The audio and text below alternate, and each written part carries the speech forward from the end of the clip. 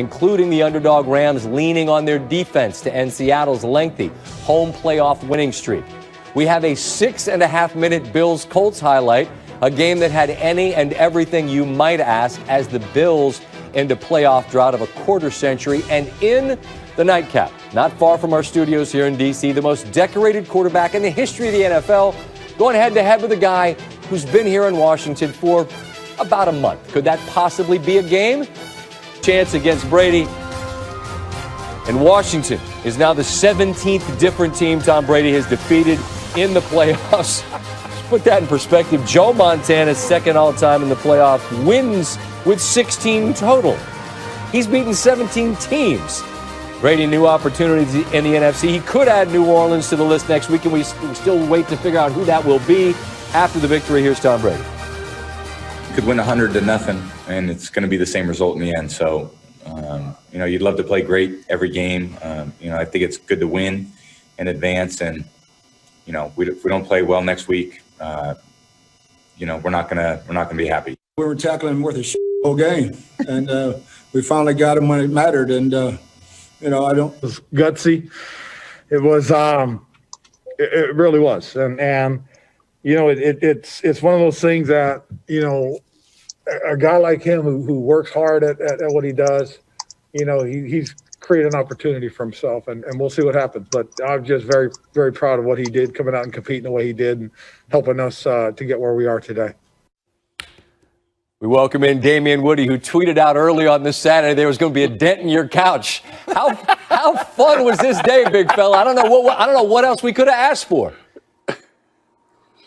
Bro, I think I hurt my back sitting on the couch too long, man. I got a pillow behind my back right now, man. It was a glorious day of football. It was that, and this Washington defense in the lead up to this game, the thought was if they had a chance, they'd have to come up big. They really didn't. What were Brady and the Buccaneers able to do on offense that allowed them to have success? Well, Scotty, the Buccaneers offensive line really put that Washington defense held in check in this one, and he actually looked like he hurt his calf late in the game. As for Heineke, it's just one of those stories, Damian, that I don't know how, unless you're pulling for the Buccaneers, that you couldn't get caught up in pulling for the dude, man. He wasn't here a month ago. Yeah. What was your sense, having lived it, right? You've been out there in these spots when a guy steps into this moment and he's waiting on that moment, and the time came and I owned it. As the line goes, what did you think of what you saw? Man, he played like a guy that had nothing to lose. 30-24 in overtime. Randy, Lamar's heard all about this. You can't win a playoff game. He knows all about the narrative.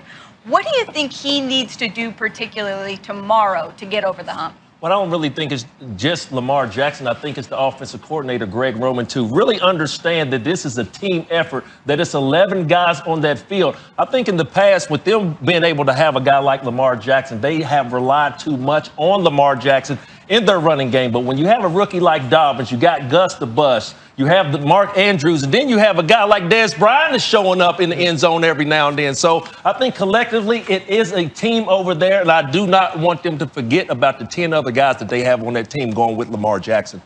Yeah, and when I look at this thing, you're right. Let's throw the ball about half the time, and I think you're more effective. But when I look at it, I'll flip the side of the ball, man. I look at this Baltimore Raven team, and Eric DeCosta, he learned from Ozzie Newsome, the best GM I've ever seen. And what'd he say? We need Calais Campbell. We need somebody to stop a Derrick Henry. And I'm going to show you a little tape here of Derrick Henry against the Baltimore Ravens, week 11, I believe it was. They ground and pounded. Look at the second down. Look at the line of scrimmage. Baltimore wins the line of scrimmage, so they're going to stop Derrick Henry. They get off blocks. But I'm going to fast forward to the fourth quarter. Now look what happens. The D-line's catching, and Derrick Henry's allowed to get to that second and third level. Forget about it, man. I mean, that is trouble, and he wears you down. So it's not just how it looks at the beginning of the game, it's at the end. But when I mentioned you're going to see this overtime run here, this is a touchdown run. And it closed out the game, obviously, wins with a touchdown run. But I mentioned earlier about Eric DeCosta. What did he do? He went out and got Calais Campbell. He went out and got Derek Wolfe. All right? Those two guys and Brandon Williams, who never played in the last two meetings with these teams, make a huge difference. You're going to have more depth at the end of the game. to play. And I think that could be a huge deciding factor. We'll talk more about it, obviously, tomorrow. But, man, oh, man, it's going to be a great one. And I can tell you this, Wink Martindale is happy to have Calais Campbell. and so we'll see the difference it makes. Rex, I agree with what you're saying with the defense, but I think that something that I see happening is people are discounting Lamar Jackson. I think partly because he's such a great runner and partly because they started out, he didn't have the MVP type numbers early in the year.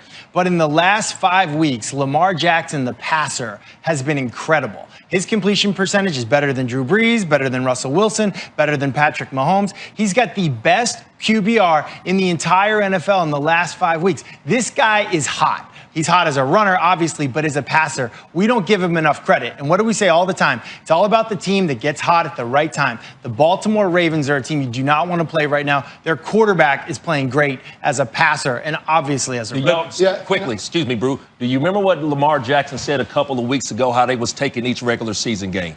They said, this is our playoff. They wanted to get in the playoffs. So you speaking about Lamar Jackson being probably the hottest player in the National Football League right now, Matt, I'd agree with you. Sorry, Brew. That's all right. Sometimes the team you play overrides any situation. I mean, playoff game, preseason game, no matter when it is, the team you play.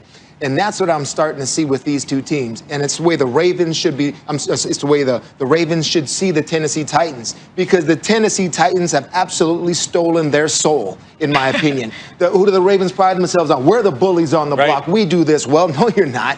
The Ravens play it better. They pound it down your throat. They run the fake punts. They do all that stuff. So playoff game, Lamar shouldn't even be thinking about that. It's about establishing who you are to the entire league. No, we're the toughest team. That's what they have to do in this game. Yeah, and history tells me Baltimore is not going to be bullied 3 times in a row. You think so? We're going to see. We're going to see. Yeah, we'll talk about this I know more you got Braves. And I got my These two boys will right be there. interesting on the pregame just show behave tomorrow. pregame, okay? I do want to know Keep us something, though. apart. Both of these teams Please. priding themselves on toughness. Teddy, who is the tougher between them? The answer is obvious right now. I agree. Who the tougher team is, all right, and it's a Tennessee Titan. Based on what? Based on the last 2 games that they've played. Absolutely. Well, I will give you that they were clearly the more physical team the last 2 times they played. Wink, I'm calling you out, Don Martindale. You gotta have my back, buddy. Let's go. This defense is gonna be there. And Matthew, your point about Lamar Jackson, the less he throws, the more efficient he is. Get that ground game going on your own, Harbs. Let's just make these guys quiet. We got nicknames. You are ruthless. Children, women, it doesn't matter who. He's coming for everybody. I like it. You're consistent. All right, let's get back to the news of the morning, though. I'm hearing actives and inactives are in. So for that, we go to Chris Mortensen and Adam Schefter, guys. Thanks, Sam. There's a couple key actives in those 1:05 p.m. games.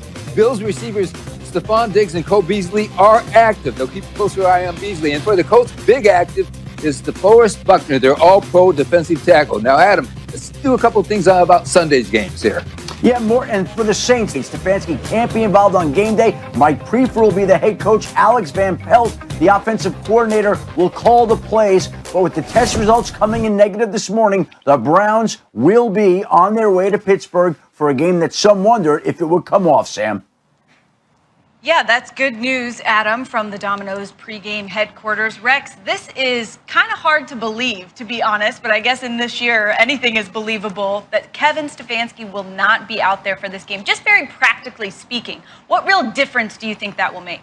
Sam, it is a huge difference. I mean, you're talking about critical decisions in big moments of games, like in the half, in the game decisions, third down, challenges.